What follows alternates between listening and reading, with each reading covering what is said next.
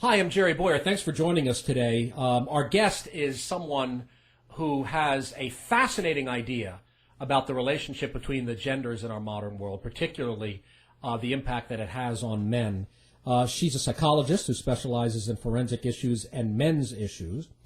She's also a blogger for PJ Media, and she's the author of Men on Strike, Why Men Are Boycotting Marriage, Fatherhood, and the American Dream, and Why It Matters. My guest is Dr. Helen Smith, psychologist, PhD. Just Helen to her friends, so I'm not going to, as you've indicated, I'm not going to call you Dr. Smith throughout this interview. So first of all, Helen, thanks for joining us today. Well, thank you so much for having me on, Jerry. I really appreciate it. Okay, so do we need to defend any longer the idea that men are on strike, or has there been enough commentary about the withdrawal of men from higher education and to some degree from the job market and the marriage market, that is now no longer a controversial idea, that men are, in some sense, not functioning in a proper, completely connected way with modern society? Well, I think people think it's always controversial when you say anything positive about men or try to stand up for them. But I think that you're right. I think that there's been a lot of information out there, and there have been a lot of books about men not getting married or going to college. There have been books like Hannah Rawson's End of Men or Manning Up, Kay Heimowitz, or Save the Males. And the basic message of these books has always been that men are acting immaturely. And the reason I wrote the book is that actually I think men are acting rationally. The rewards for men in the fields of marriage, education, career, and fatherhood are just a lot less than they used to be, and the costs and dangers are just a lot higher. And so they're opting out. And whether people want to believe this or not, it's happening. Well, it's interesting. You mentioned Kay Heimowitz's book, which is in some ways similar to yours, but in other ways very different. Mm-hmm.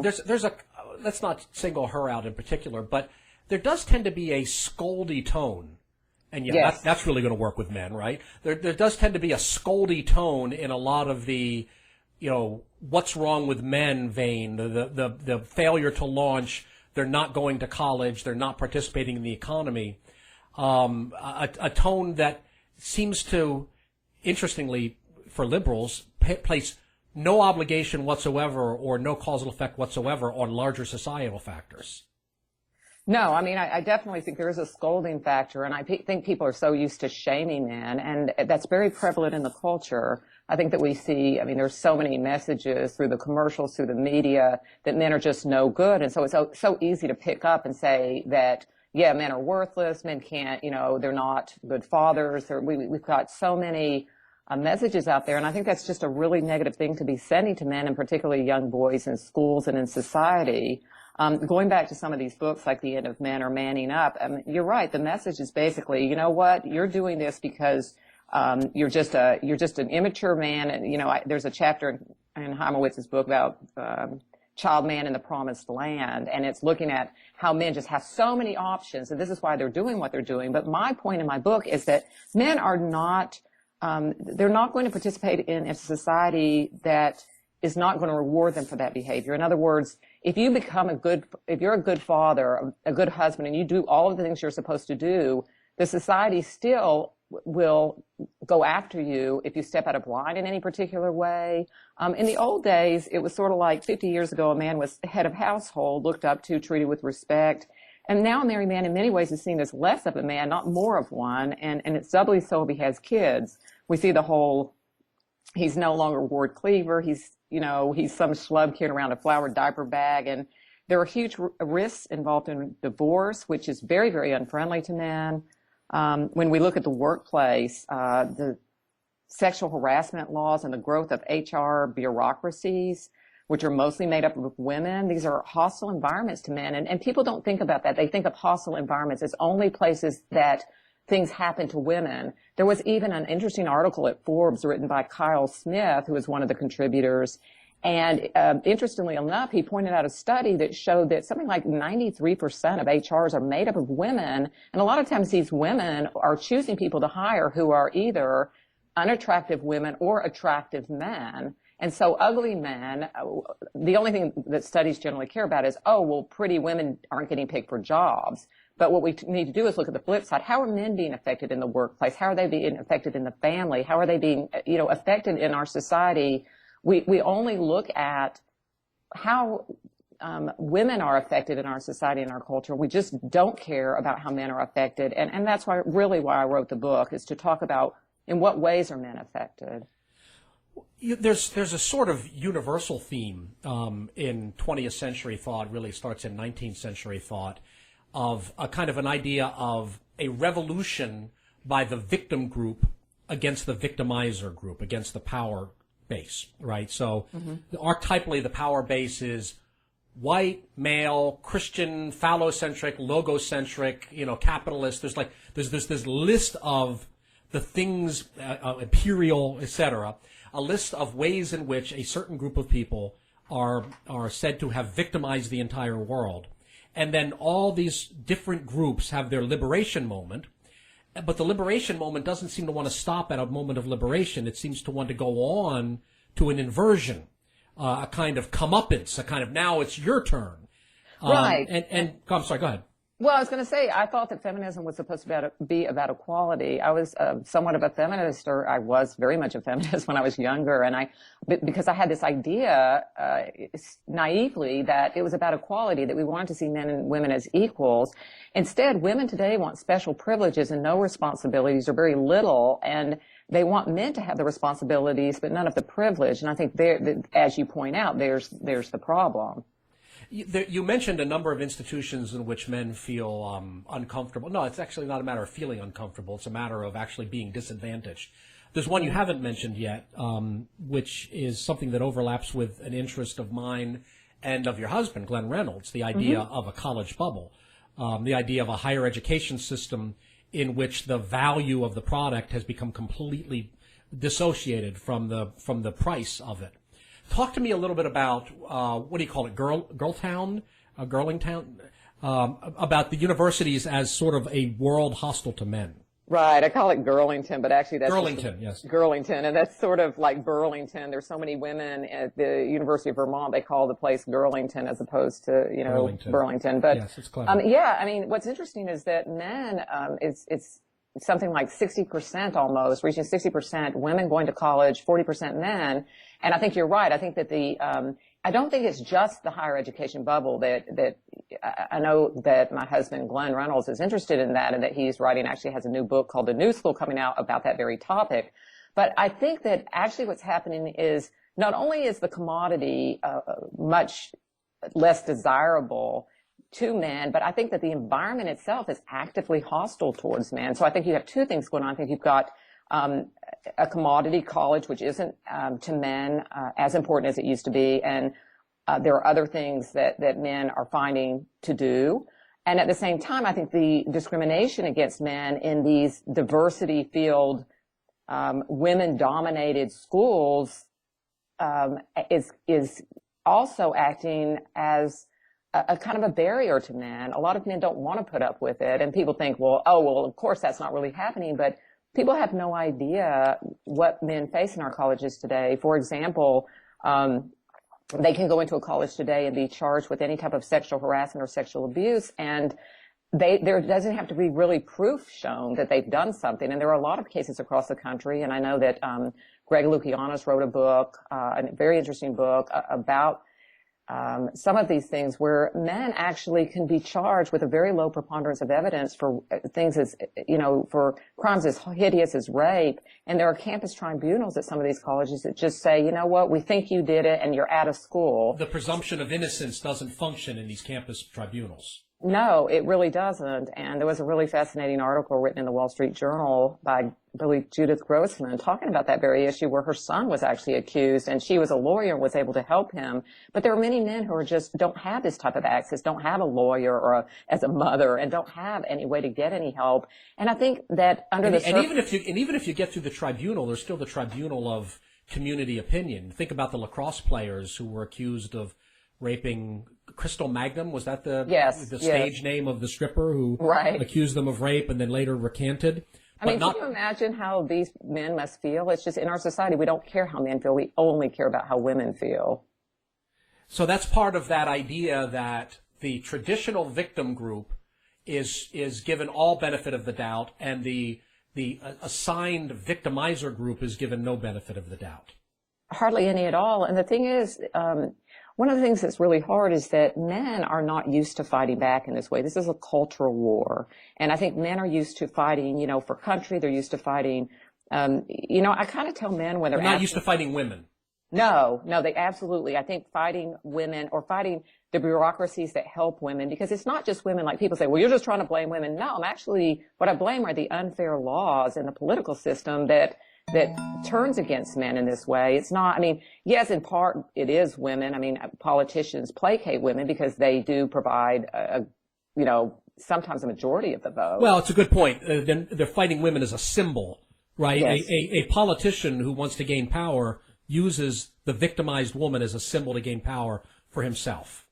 Exactly, and that kind of goes to what I talk about in the book. He's going to put all the deadbeat dads in prison, right? So he's running for judge. I'm going to put all the deadbeat dads in prison, and that might mean the deadbeat dad might not even be the father of the child. The paternity test might actually show he's not genetically the father of the child, but if your political shtick is you're going after deadbeat dads, then you're already sort of biasing the legal system against the father.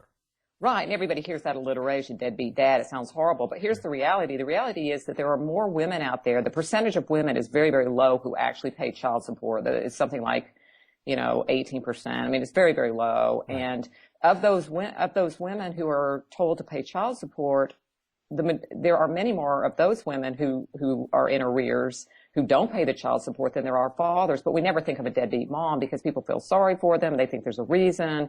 If you're a deadbeat dad, somehow you're miraculously supposed to come up with money, even if you have been laid off from your job. So we give women a break. We don't give men a break. But, I think that I always find it just sort of amazing that people just somehow think that men, and maybe this goes to, the traditional, kind of way we see men is they're capable of anything. They can work through something. It's not really that big a deal. They don't have any feelings, but indeed men do have feelings, a great number of feelings. And not only do I know this from my work of treating men for over 20 years, but we can see it in even the suicide statistics, in which there are 38,000 people in this country who kill themselves every year, and over 30,000 of those are men. That's amazing. That's an amazing gender disequilibrium or inequality, as the liberals would say, that we hear almost nothing about. 38,000 suicides a year, 30,000 of them are men. Yes, and we don't hear anything. The only thing we usually hear is maybe something about teen suicide, but it's always mentioned as teen suicide. Or I've even seen brochures for suicide hotlines, and there's usually a young woman on the front, or, people care about women's suicide because women attempt suicide oftentimes more often than men, but they don't generally complete it. For women, it's oftentimes more of a cry for help, and men, they simply find, a way to kill themselves, and that's it. But from the work that I've done, I've really seen that there are ways to reach out and help men. And the problem is both that men don't trust the mental health professionals because most of them are women. Most of them don't really understand where men are coming from. Many of them don't realize it, but in some sense, some of them are biased against men and don't really realize some of the ways in which men act out or show depression.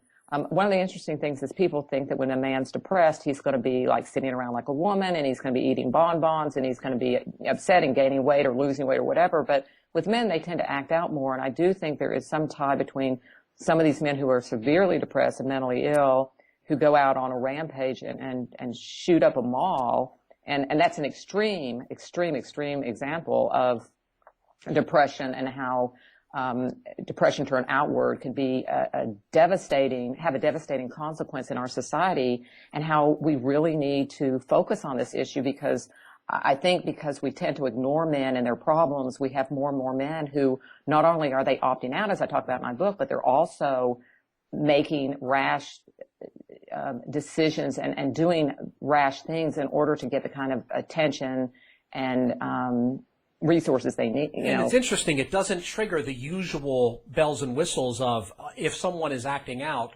what happened? And, for example, remember after September 11th, all of the why do they hate us? We have to understand their rage, right? There was this, at least in the chattering classes and intellectual circles, there was all of this hand-wringing about, well, why is it that the Palestinians this, or why is it that the Iranians are there, or Afghan? What have we done? What pushed them to this point? Whether that's a useful exercise or not, I'm not sure. I think there's some value in understanding your enemy, but probably not so much value in wallowing in his value system. But when some guy shoots up the courthouse and who's involved in some kind of loss of, when he loses the custody of his children, no one says, well, wait, let's try to understand his rage, or why does he hate them? He's just evil, plainly, and there's no one points at the system. Not that the system would exonerate him, but no one points to the ways in which the system might help create men who do terrible evils like that. Right. In other words, we're willing to give the benefit of the doubt to a group of terrorists, but not to the very men who live in the United States who we might be able to reach out and help. It's really pathetic, and I agree wholeheartedly. I mean, even after there was a guy, Thomas Ball, a few years back, who set himself on fire on the steps of a courthouse after being denied access, I guess, to his kids, his family. Yes. Set himself on fire, and a lot of the feminists came out, and it was one in particular who her basic thing was, this man's just doing this to get back at women. I mean, this is, you know what I'm saying? No understanding, no concern over like, what happened, why, what was going through this guy's mind, what I'm not saying there he is sitting burning alive, and he's still the perpetrator. He's still not the victim, right? Because of that Y chromosome, he can never be the victim, no matter what the circumstances. He is designated forever as the perpetrator, not the victim. Right. And I think when you do this to people, there's a sense of helplessness. And I think what's happening with men is there's just a sense of, you know what, there's nothing really I can do. The society doesn't care about me. And so I think most men, a lot of men, not most, but there is a certain segment of the population that simply is opting out to sort of do their own thing. And, and some men are very successful at this. I talk in the book a little bit about going galt, and that would be where you're sort of, going out, doing your own thing, and sort of opting out of the system. So a lot of men are saying to themselves, you withdraw from the system. This is from the novel Atlas Shrugged. You say, the system has abused me enough, I'm going to walk away, and if it falls, it falls. Right. Thank you for the clarification. That's exactly right. And I talk about that in the first chapter of my book. But there are men who are basically living pretty happy lives. They're not getting married as often. They're there are a lot of men, believe it or not, 5% of men in this country are living now on Social Security disability, and that's a sad commentary on the times that we live in. I don't advocate this. I think it's terrible, but at the same time, I totally understand the sentiment of saying, you know what, why go and get this job and kill myself, especially if you're older, because it's like there's not really that much reward for it. And a lot of women don't really even want men as much anymore, because women can use the government in ways, whether that be for health care, whether that be for, help with their kids or whatever, and they can use that as the government as substitute kids. And you see that more and more with the state becomes the new family. Yes. Right? The state is the new father, who will protect you, provide for you. He's the new child who will, care for you in your old age. The state is the ersatz family, kind of in the old fascist model. You're just sort of denying the distinction between state and society. The state is now the new family of humanity, and Julia will have a father and husband and son without ever actually having to have an actual father, husband, and son to get through life. The federal government is that. Right, and you see more and more women voting that way. And in fact, I just recently saw something about, I think it was at CNBC or somewhere, where they were talking about how the new Obamacare, people who are buying Obamacare, mostly young women, and so they like the things that the state provides, because it's a way of just, if you're not married, or you just simply use the state to get those types of things, and then you can feel more independent. You don't really need a man. You don't have to put up with anything. But it's a really sad situation, because I don't think these women are particularly happy this way, and the research sort of bears that out. I mean, they've become less and less happy since the 1970s. Yes, well, the ideology tells them they'll be happy without men, but some deep, just sort of human nature reality says we're not happy without each other, right? I mean, the oldest book ever says it's not good for the man to be alone, right? It's not good for the woman to be alone, that there's something about the relationship between men and women that nothing else in the world can ever fully satisfy. Not the state, not video games, not a great college education, not a great career. We need each other, but modern ideologies deny that need, but they're cold comfort when someone gets to be 35 or 40 or 45 and they're not married and no prospect of marriage. Yeah, and I think that's the problem is when women do become that age, say 35 to 40, they're looking around, they're saying what's happened, and then they start to care. But the men that I talk to who are 35 to 40 are now turning around and looking at the 20 to 25-year-old women, and they're really not that interested as much in those women who are older. So it gets to be sort of a vicious cycle of those women not having anyone. And, you know, yes, and you make a big point about the alpha male. The alpha male has his pick of the women. So the 40-year-old alpha male can have as many 25 to 30-year-old women as sexual partners as he wants. Yes, and it's an unfortunate, you know, kind of fact of life. And the problem is with the alpha males is that women's standards now are so high because so many more women are educated. So many women have graduate degrees and, you know, college degrees, and they want a man who has equal college education or higher, or a man who makes as much money as they do or more.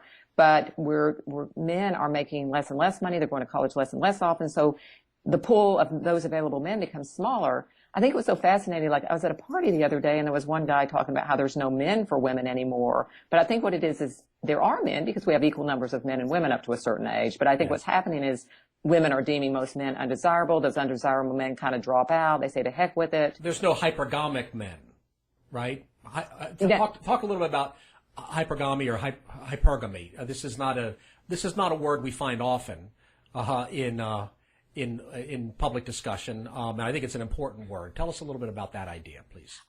Well, James Toronto from the Wall Street Journal talks a lot about hypergamy, and that is basically where women want a higher status male. In other words, they want somebody who makes more money than them, who has higher status, and women tend to, I mean, it's almost, some people think it's evolutionary. I'm not particularly on that side. I mean, I think one of the things women might want to do is start to look at other aspects, and maybe as we evolve in a certain sense, other things will become more important. But most women do feel that way. Most women do want someone who obviously is more educated and does at least have a good job, if not makes more money than them. So I think that leaves a lot of men out in the cold, particularly given the economic times. I know the Brookings Institute. Right, and it also leaves the hypergamic 40 to 50-year-old without alpha men her age, because the alpha men her age can get 25-year-olds. Right? So, right, yes, that's exactly right. Right. James Toronto, I think his foil for this to a large degree has been the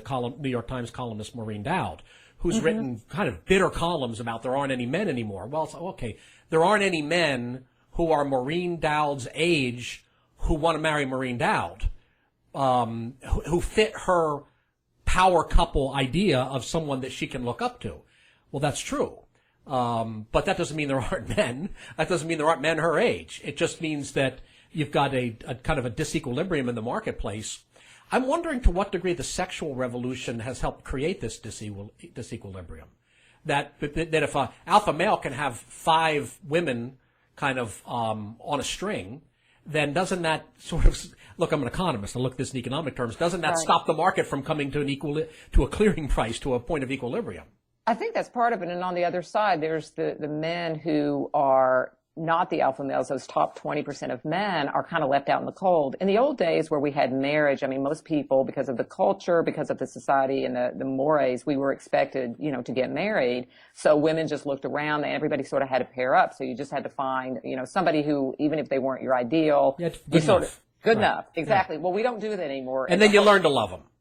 Right? Yeah. He learns to love her. She learns to love him. But in the beginning, it's just, there's a little bit of kind of settling, you know, they call it satisficing in economic theory. Good enough for now. And maybe he's a fixer-upper. He'll change. I'll make him a better man, and he'll help her to be a better woman, and you sort of grow together, right? But we don't have that anymore. The whole culture tells, not men, because men are just supposed to take whatever's given to them, but women are told you are always entitled to the best. You are a star, you're a princess, there is nothing you can't do. Most women have very high self-esteem because the culture, we tell women how great they are every day. What do we talk about all day long is what illnesses do women have? What are the problems women have? How do women feel? all TV shows, women watch TV. Yes. They basically, all shows are made for them. The political system is more or less made for women. And the romantic comedy industry Yes. is an engine of dissatisfaction, right? Have you seen the new movie Don John? I have not. I'm not a big movie watcher. Okay, well, the premise is a man and a woman, they're interested in one another. He's into porn, she's into romantic comedies, so he has completely unrealistic expectations about what a woman should look like and what she should do, right? A point that you make in the book Men on Strike, but she's got completely misplaced expectations about what she can expect. And so they're both living in fantasy worlds of unrealistically high expectations. Oh, that's fascinating. But men's unrealistically high expectations kind of turn to porn in many cases, not to high achieving women. I mean, when men are kind of indulging their fantasy, they're not imagining 150 IQ generally. Well, that's not what men want. Women who look a particular way. Women are much more drawn to power and status and those other things.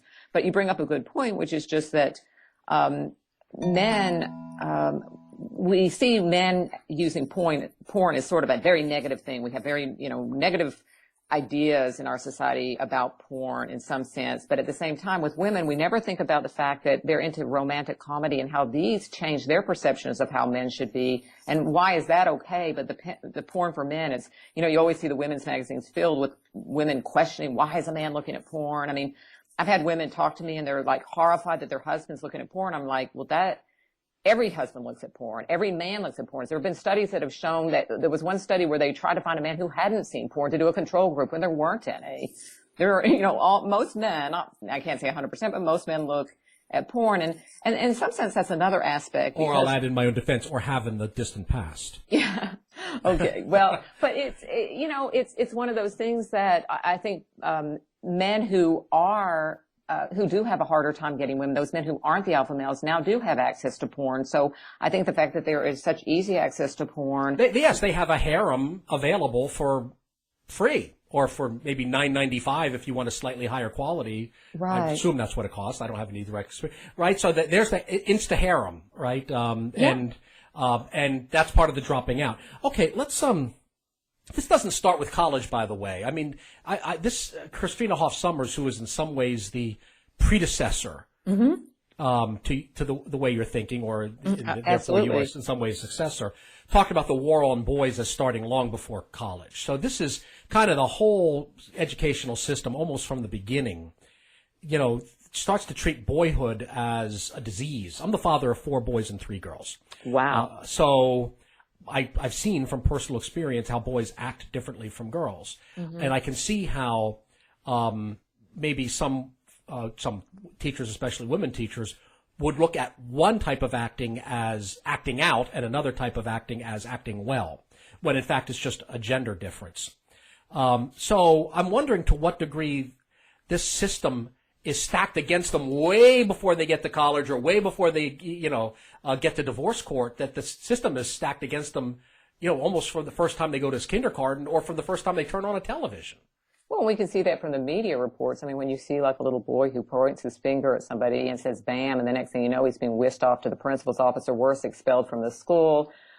We see that every day, and they're really, I believe there is almost like a war against boys in our educational system. And maybe it's not so much a war as, I think that most teachers now are women. Maybe it's more of an occupation than an outright war. Yeah. It's a little bit like, okay, right. We're here, we're colonizing you, we're going to make you Well, we don't want any trouble, and you're a troublemaker. And the way that schools have gone now is, if you're a conformist type who likes to sit still and literally put sprinkles and glitter on things, then you'll do fine. But if you want to be active and you want to get out of your seat and you want to have recess and you want to do other things, and you want to read, action books and like many boys want to do, and girls too. I'm not, there are girls overlapping there who also are having problems, but, here we're specifically talking about boys. But I absolutely agree. I think that early in the schools, from the time they hit, kindergarten, our school systems are set up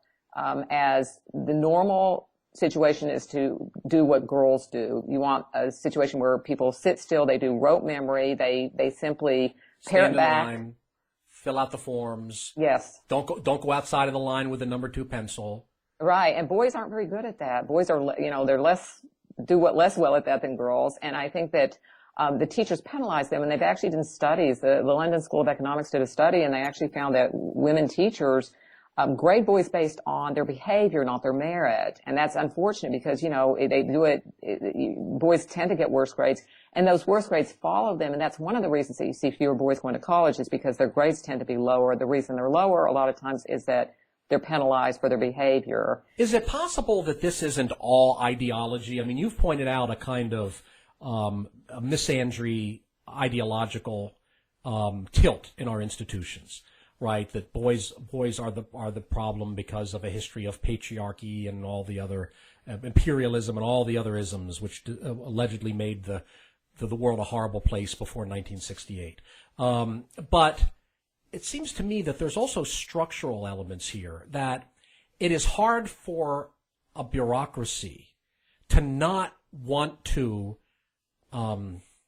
hammer down or eradicate in some ways the things that make boys distinctive from girls. So a public school system that has an ideology of, you remember the Ophelia syndrome, girls never raise their hand, right? That has an ideology is going to be hard on boys.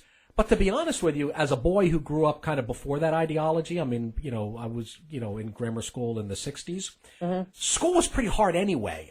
In other words, I'm wondering if bureaucratic institutions like a public school system that's top down as opposed to homeschooling, cyberschooling, apprenticeship, and all these other things, distance learning as opposed to going to university, whether even if you got rid of the anti-male ideology, whether or not perhaps a highly bureaucratized society that centers around a highly bureaucratized school system might have an anti-male bias even when it doesn't have an anti-male ideology. So, do you understand the question, or did I put it poorly? I mean, partly. Can you kind of rephrase a little bit to me? You want to know, you think it's just the idea that there's this big bureaucracy that sort of, it's easier on them if they simply have people sit in a seat and do what they're told to do because it just makes for an easier time? Yes, I'm saying that bureaucracies inherently are intolerant of the distinctive male characteristics of more physicality, more acting out, more aggressiveness, more ambition. Well, I think it sort of rises from some of the ideologies of the 60s where we feel that we can't discipline children anymore. And I think what happens is because there are all female teachers, we used to have male teachers who could discipline. Now we have all female teachers who can't discipline. So it's just, we can't have kids who act out because there's nothing you can really do with them. So what you try to do is eradicate their behavior. For example, if you've got a boy in the classroom, he's acting up, you might get a call from a teacher at the psychologist saying that, or a parent saying that the teachers want this child looked into for medication or evaluated for ADHD, or that's a lot easier because, and I think in bureaucracies like the school system, as they've gotten more and more bureaucratic, I definitely think they've actually pulled ideas from the culture, and I think the culture says that we are not to discipline children. We don't believe in that anymore, and I think that's one reason kids go to school, and there's nothing, honestly, the school system they do have their hands tied. I've worked with lots of schools. I have a PhD. Oh, sure, there's no discipline. I mean, around the time I was a kid is when they were getting rid of spanking in schools. Right. Which I fully supported. At the time, I was fully in support of that because I was the sort that would get spanked a lot. But something is lost. I guess where I'm coming from a certain point of view on this, and it's all right if you're not, but we're homeschoolers, and we don't have any of these problems. The boys learn like boys and the girls learn like girls because there's no warehousing issue. If the boys want to get up and go out there and, I don't know, split wood for a while, they can. If they want to go out and, hit the punching bag or throw a ball around or whatever, they can do it just so long as their work is done by the end of the day. And it just seems like a lot of this boy-girl crisis in schools starts with the fact that we had a bureaucracy there in the first place. And when you de-bureaucratize the system, then these gender wars just kind of disappear. We don't have gender wars here. The girls act like girls, the boys act like boys, and their only requirement is that they learn the stuff and learn it on time. Well, and I think part of it is that you're able to, number one, you know the kids better, and you're able to, we've got so many, like we've got teachers who are dealing with a classroom of 30 students. If one or two kids are a discipline problem, remember, there's nothing they can do. They have no ability to discipline. I've even had teachers tell me that, if they do bring up a child is a behavioral problem, they tell the teacher it's their problem. There's nothing that can be done. So I think that if there are I think with the bureaucracies, they have to have sort of hard and fast rules. And the hard and fast rule is don't think too much. There's no critical thinking. If a kid brings a butter knife to school, you treat that as he brought a gun. Don't worry about it. Expel him and the problem's solved. So I think you're right. I think they don't have to, but there's no critical thought. In your house, you're probably looking at it, okay, there's some critical thought. Jimmy likes to be outside doing X, and he's, and you've got the ability to supervise. Remember with 30. And they have pen knives. And we're perfectly comfortable with that. We don't have a zero policy, we don't have a zero tolerance policy against pen knives. We know they're not murderers. Right, and now I think the way our communities are, the way people move around, and you've got new kids coming in schools, nobody knows each other. We've got this whole theme of nobody, we're not really a community as much anymore. And so in your family, you are a community, and you can know each person, and you can help in some sense. So I agree that I think we've become sort of almost this faceless bureaucracy where everybody has sort of they try to push everybody into the same mold, and what they try to do is make things as easy as possible without any critical thinking, and it's the easiest thing to do. And also I really believe from a political standpoint that it's very into anything to do with girls. If you do something positive for girls, people applaud you, say you're doing great. If you do something positive for boys, the only one who really cares are some of the parents who might care. But politically and ideologically, the system isn't going to be really rewarded as much for doing anything for boys. Is there any place, as you look around society, is there any place you see where we don't have this problem? Is there any subculture, subsector, sector, region, any patch of humanity where you look and say, oh, men aren't on strike and I can see why they're not? Probably in the technology world, and maybe I would think in some of maybe the building trades, but even those are sort of being corrupted in a sense. I mean, now we see, especially in the hard sciences, engineering, those used to be male dominated. Now, a lot of guys tell me, and this is just what I hear from the emails I get, a lot of men tell me who are in engineering that a lot of the professors favor the girls, that they kind of will bend over backwards to give a good grade to a girl while they have to do all the work and they still don't do quite as well. But I think as far as, what we really see are like Google or, all of I think in terms of just being an entrepreneur, I think those are the places where it really stands out because men are able to take those risks and to do those things that reward individual achievement, and they're becoming harder and harder. There are more and more regulations and things for. Well, yeah, that's the thing. If the gulch, is that what it's called in Atlas Shrugged, where they all right? Mm-hmm. If gulch is a free zone, but and if entrepreneurship is the gulch, the problem is that in the age of high regulation, we have much lower entrepreneurship rates now.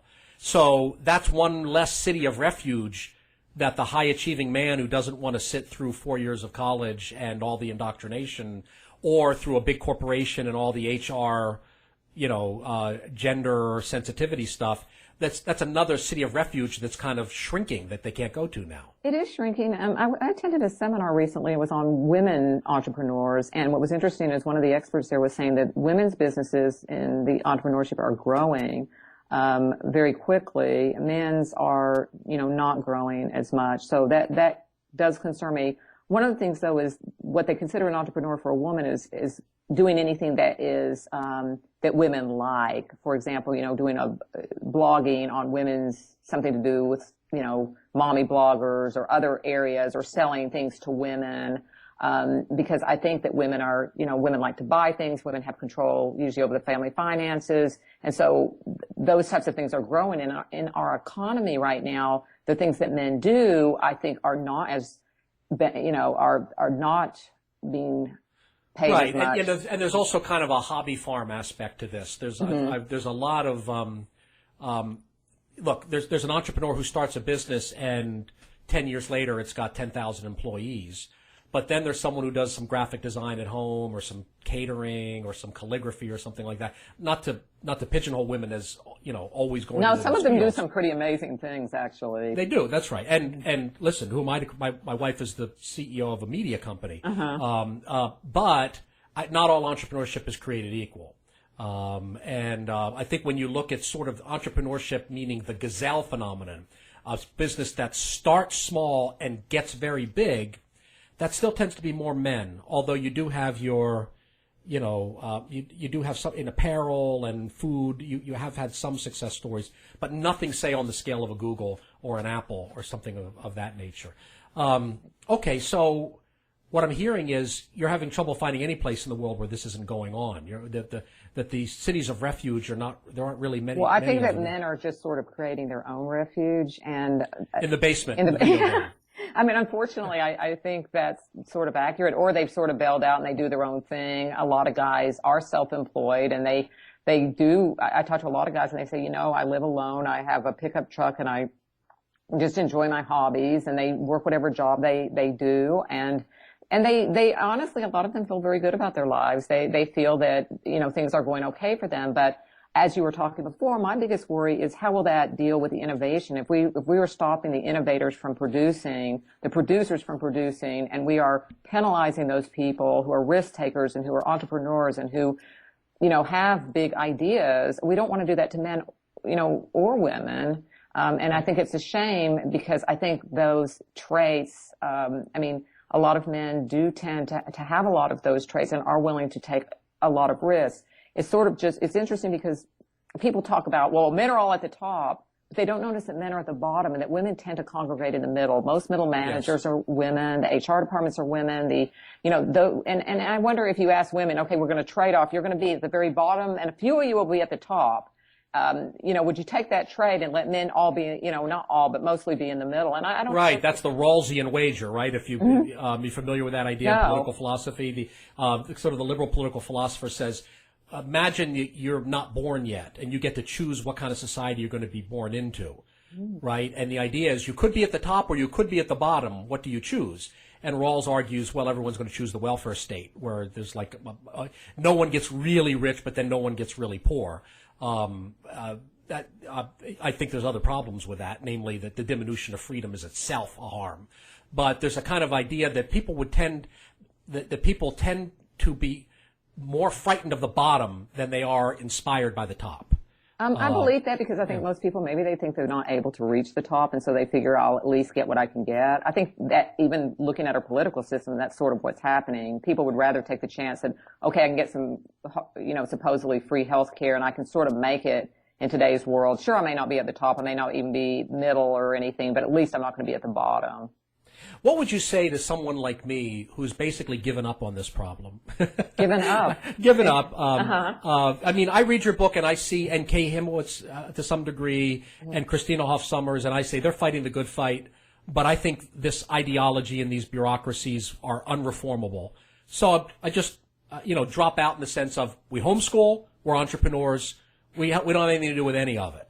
I say congratulations to you, and it's amazing that you can do that. And I think if more people did that and just dropped out, that I think it will sort of be a long tail situation where, a lot of people, there'll be a lot of little, the United States maybe will become a place where there are little enclaves of people such as yourself, and nobody is going to be as connected to these big institutions. Maybe they'll die. But I doubt it. Well, or maybe just sort of be barely alive, this system of indoctrination and power and ideology. If we all just ignore it, it might, what do they say? What if they have a war and nobody shows up? Well, okay, what if they have a... But I don't think that's happening because the people who are showing, here's what the problem is, as you're dropping out, the only people left are, say, the 10 or 20% of hardcore feminists and their sycophants who are basically with them saying, okay, now we're left and we're in charge, and you're leaving those people in charge of a bureaucracy. People are forced to go to school. A lot of people don't have the luxury of having or don't have anyone who could maybe homeschool them. A lot of people, it's mandatory. The government forces you to participate in these institutions. We all have to participate in some way. We're not immune to them. So well, yes, you have to pay for the public schools. You have to pay for it. Not only do you have to pay for it, but you're the recipient of people are trained through these programs. And what I would say is don't give up. I would say fight the good fight and don't give up, and look to organizations like, for example, FIRE, the Freedom and Education or Individual Rights and Education. Yeah, thank you. Yes.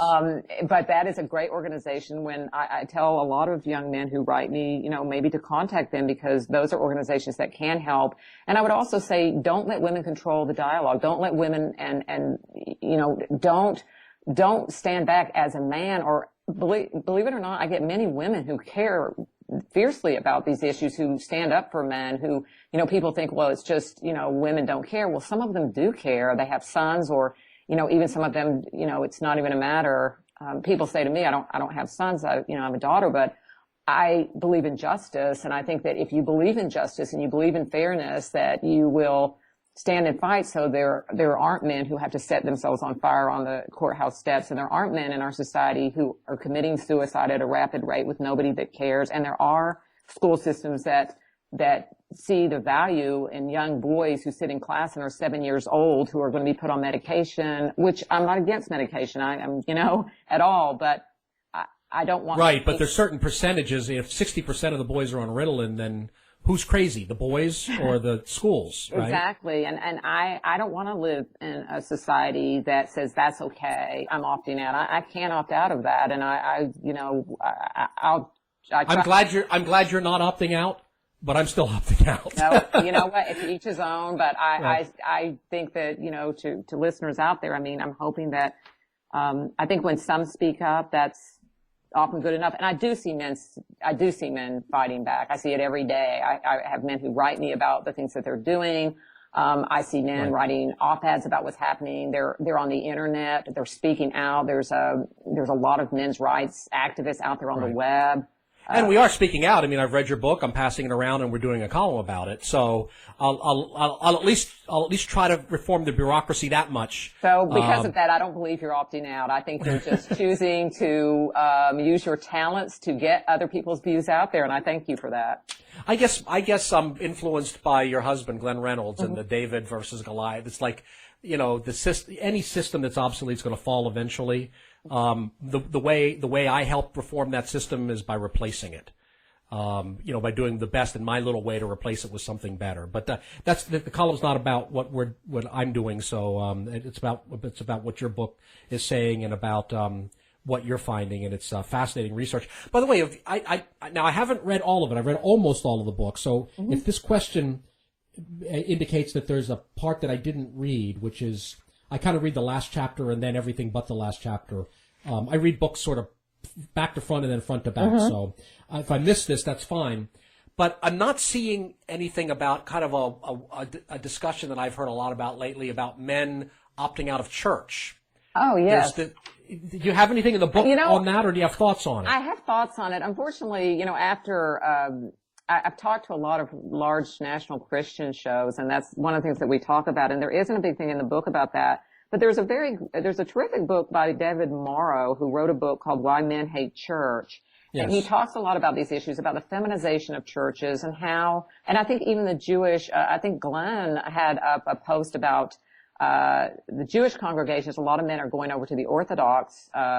Yes, because the Reform congregations are the same thing. Right. They're very feminized, and they're always telling men, like you said in the beginning of our interview, scolding them in that kind of tone. Like, who needs to go to church and hear that? You're no good. You're a deadbeat. You do it. And there's this whole theme where they're placating women, because most of the congregations, 60% or more, are women. So what you've basically got is you've got the pastor up there, and then you've got a group of women. And so the pastor sort of goes along and tries to placate the women and do what he thinks is good for them, because the men just don't show up. But I think that's a really important issue, and men are not going to church as much anymore and aren't participating because religion has become so feminized, and it does not reward risk-taking. It does not reward competition and all of those things that many men feel are important. Yes, and I'm afraid I observe the same thing. And so an institution that I would hope to get more hope out of is not yet pointing the way to a solution to this problem. So on we go with our different strategies for dealing with it. The book is Men on Strike. Dr. Helen Smith is the author. Dr. Smith, before we leave off, anything else you think we ought to know? Anything that I should have asked that didn't, or something that you just feel like you want to say that you did not get a chance to bring up in this interview? No, I feel like I got to include a lot of information, and I appreciate such a great forum to sort of spread the word. But I mean, I guess I'd like to say that what I'm amazed by with this book is how many people say, well, aren't the feminists giving you a hard time? And I'm like, no. The thing is about my book is one of the things that I've found is that I've reached men who thought they were alone with their thoughts and about these things. And it makes me feel that if nothing else, that was worth it. It was worth writing just because it's reached so many men who feel that, you know, what I think, you know, there is something wrong. I can't put my finger on it. And this book sort of touches or sort of helps me to understand a little bit about what's going on and why, you know, many men don't want to get married, or men feel that they don't have as many rights in society anymore. So it's been a real privilege to be able to reach out to men in that way, and have them write me and talk to me about their feelings and their ideas and their hopes for the future. As a writer and a speaker, I can tell you there's almost nothing better than when you say something out loud or on television or radio, or write something and somebody out there says, wow, I'm changed. I'm not alone. I didn't know anyone thought this way. Now some pain in my life makes sense. Mm-hmm. That's pretty much the most gratifying thing you can get as a writer. It is. I think it's fantastic. And it doesn't bother me if there are people who are negative about, you know, I mean, I guess anybody who stands up for a man in this society is a pariah, but it seems like there are so many great men and a lot of women who do care about this issue. So hopefully, rather than opting out, we will continue to fight the good fight. Well, I think it's something important to realize is being pro-man isn't being anti-woman. No, not at all. I'm very pro-woman. I mean, I think women have a lot of great qualities, but I think that we have to understand that so do men, and to treat them accordingly. Okay, Dr. Smith, thanks so much for taking the time to be with us today. Thanks so much, Jerry, for having me on your show. I appreciate it.